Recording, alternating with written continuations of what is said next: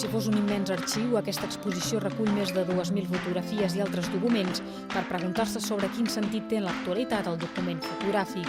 No es tracta d'un recorregut cronològic ni per autors, sinó d'un viatge a través dels diferents punts de vista que ha anat prenent la fotografia segons el context històric, com ara el documental, el propagandístic o l'antropològic. La idea era pensar el document en una època en què es parla de la mort de la fotografia, que amb el Photoshop, la imatge digital, sembla que la fotografia ha mort.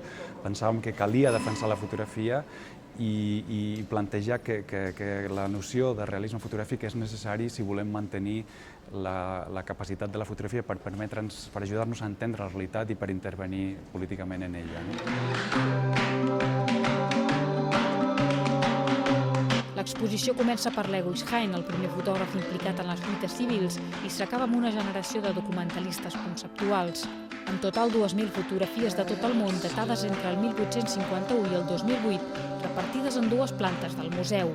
Per evitar la saturació, el visitant pot dosificar la visita, ja que la mateixa entrada serveix per diversos dies. Aquest repàs històric a la fotografia s'acaba amb la visió més actual de Barcelona, de la mà de 16 fotògrafs. El treball que presento aquí són un treball sobre 6 polígons residencials de la perifèria de Barcelona.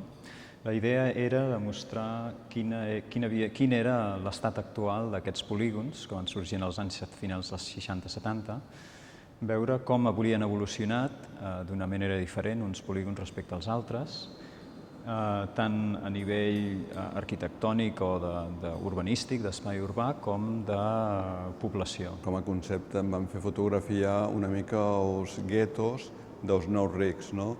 La gent rica que surt de Barcelona va conquistar una mica, se'n va cap a buscar la naturalesa darrere del Tibidabo, cap al sector del Vallès, i com d'alguna manera les noves tipologies que es creen. Aquestes 16 mirades suggereixen una nova imatge de Barcelona per animar el debat sobre el model urbà actual.